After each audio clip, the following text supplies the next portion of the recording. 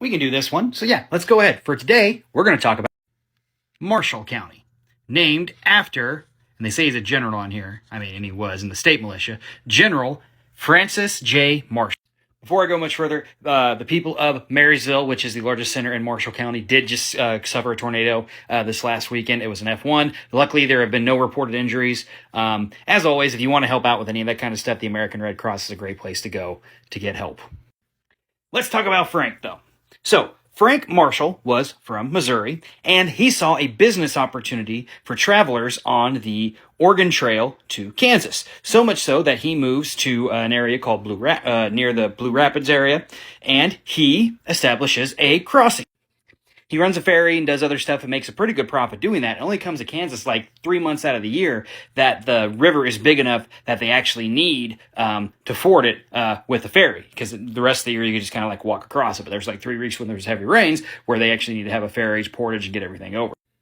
Now, being from Missouri, Marshall was pro-slavery. In fact, he's going to be a member of the pro-slavery bogus legislature that's appointed to Kansas in the 1850s. It's one of the first legislatures that Kansas elected.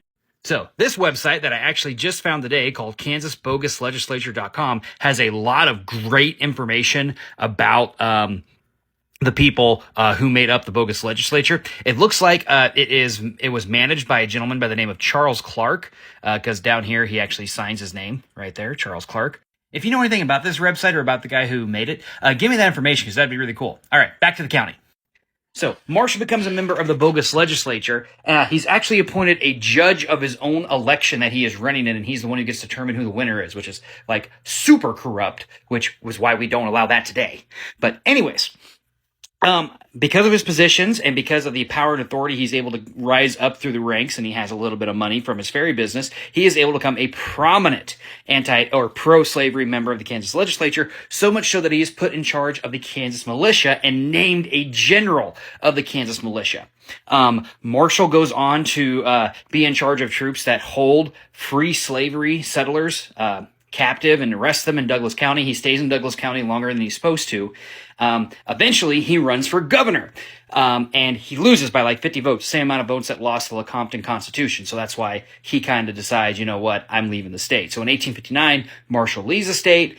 He goes to not to California, he goes to Colorado, to work in the gold mines in those areas, and that's who Marshall County is named after. So Frank J. Marshall, General Frank J. Marshall, General of the Kansas Militia, pro-slavery, and namesake of Marshall County. There we go. Got another one down. We still got a lot to go.